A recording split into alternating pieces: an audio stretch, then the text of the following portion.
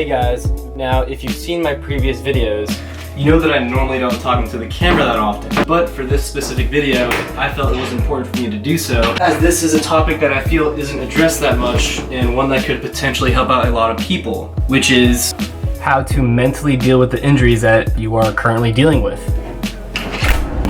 And I figured there was no better time than now to make this video, considering that I'm dealing with my own injuries, including a bad case of tendonitis in my left lat and my right bicep. Lucky me, right? So I won't be able to perform my normal upper body routine for a couple of weeks or more, which sucks. Now, I've dealt with multiple injuries over the course of this journey so far, and if you've ever had an injury before, you may know that feeling where an injury just eats away at you and makes you feel like you'll never come back the same, or your gains are hopeless, and so on and so forth. Let me tell you right now, that is not the case, even though it may seem like that at first. Now, of course, it's important to go through a rehabilitation process, but it's the mental side of things that can get a little bit tricky. It is crucial to understand that the mental side of the equation during an injury is just as important as the physical. And with a healthy change in focus and mindset, you can make an even stronger comeback and grow from your experience. Before I go into my personal tips on this, let me give you guys a brief history of the injuries I've sustained over the course of this journey. Now, I'm coming up on 4 years of calisthenics training, and throughout this time, I've experienced minor injuries and ones that have put me out for months. Tendonitis being my number one enemy so far, or rather overuse injuries. In the past, I've had horrible tendonitis in my forearms from excessive handstand training, to the point where I couldn't even perform a single push-up with my hands planted.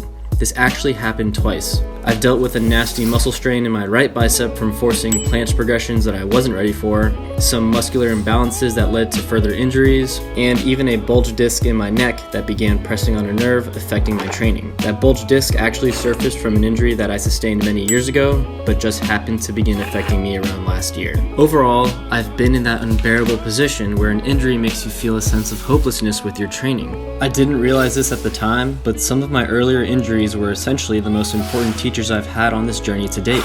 With time, that sense of hopelessness began to dissipate as I began to understand that changing my focus on what I can do currently instead of what I can't do during an injury made all the difference in the world as I healed up. And these tips I'm providing you from my experience are derived directly from that concept. To keep a healthy mindset during this time, focus on what you can do right now. And with that, we'll start with my first tip, meditation.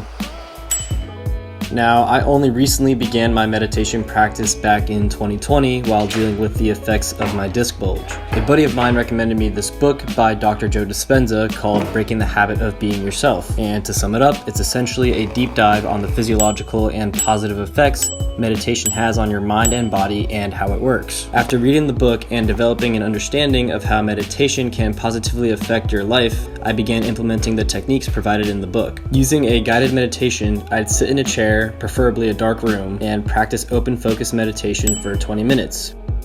For me personally, it was tough at first, but once I developed a consistent flow with my meditation practice, I began to notice a change. I felt a strong sense of clarity at the end of every session. Overall, I genuinely felt happier and much more present after each session. Again, I've only been doing this for a very short period of time, but the negative thoughts that would arise from my injury began to diminish. This definitely piqued my interest, but my word isn't enough here. So I found a study by Muhammad and colleagues on the effect of mindfulness-based stress reduction in increasing pain tolerance and improving the mental health of injured athletes. It has been shown in the past that when an athlete is dealing with a serious injury, their mental health can take a toll, triggering negative emotions. This study consisted of 20 university athletes with injuries putting them out of their sport for 3 months or longer. They were split into 2 groups, an intervention group and a control group. They were tested over the course of 8 weeks. Both groups received physiotherapy treatment for their injuries throughout the 8 weeks. But during that time, only the intervention group received mindfulness-based stress reduction in the form of meditation, using a still,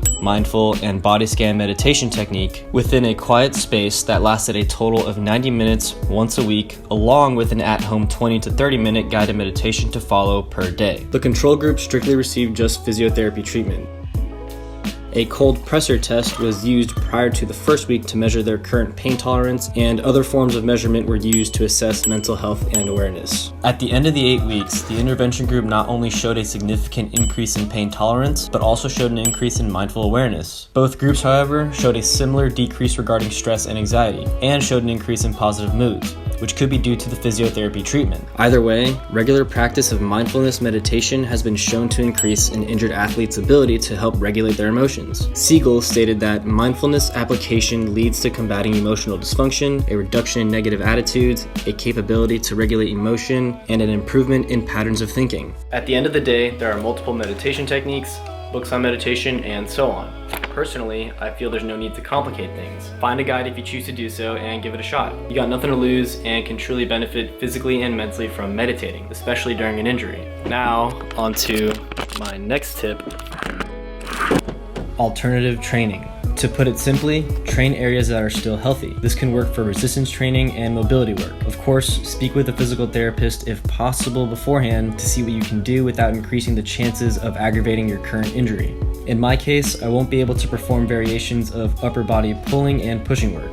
So for my resistance training, I'll put all my focus into my legs, which is much needed. I won't have to keep my mind constantly stuck on the injuries that I'm currently dealing with, knowing I can train something else that won't get in the way of my recovery. The same can be applied for mobility work.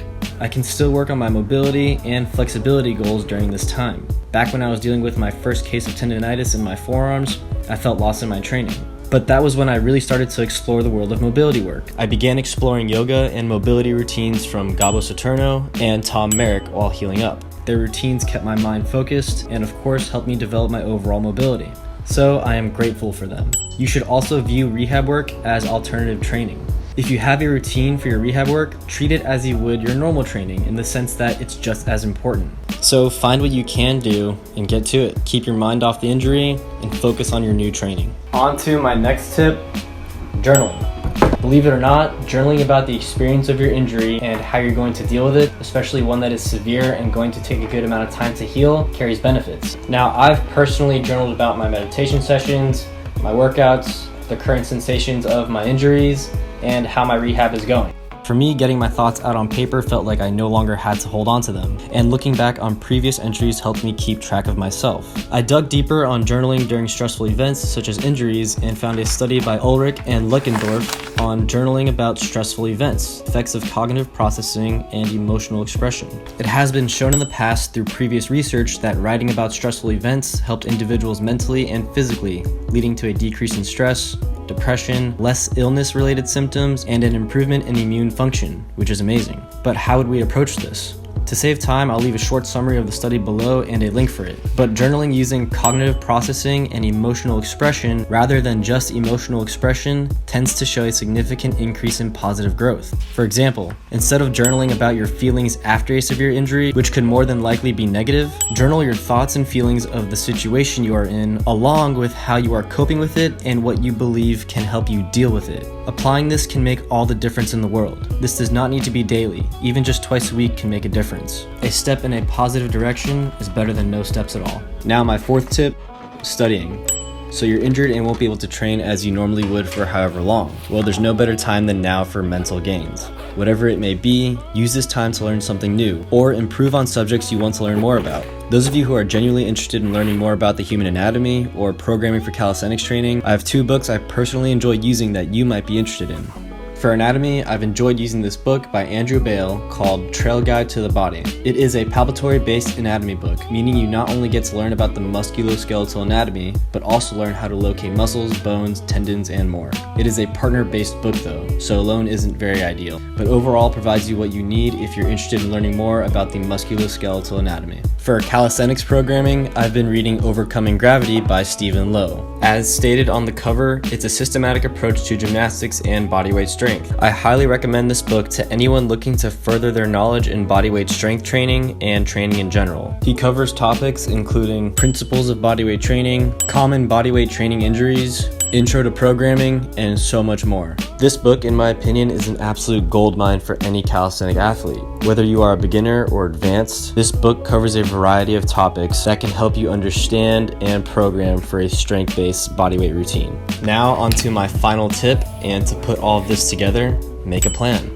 Having direction to follow during this time can help keep you even more focused on what you can do while you recover. If you use any of these methods, take the time to plan it out. Structuring and following a routine may help keep you mentally stable, knowing you have something to get done. Whatever it may be, rehab, meditation, alternative training, studying, or whatever else you plan on adding, schedule it and try your best to follow it. I'm still not perfect at this, but even just seeing and knowing that I have a plan to follow personally makes me feel happier, knowing I can do things that can still lead towards some form of progression. Take however long you need to and test out your plan. Make adjustments over time if you need to, and find out what works best for you. Alright guys, that concludes my tips on how to mentally deal with your injuries. If you know anyone who's currently dealing with an injury and believe they can benefit from this video, feel free to share it with them. If you've enjoyed this video, please leave a like and click the subscribe button down below for more content in the future. Before I go, I just want to say thank you to all of you who have subscribed and enjoyed my content so far. I never imagined I'd have over 400 subscribers by this time, and I'm truly grateful for all of your positive responses. I'm struggling with my own injuries at the moment and not sure when I'll be back to my normal training. But being able to create videos for you guys during this time brings me true joy and keeps me going. So thank you for watching, and as always, enjoy the process.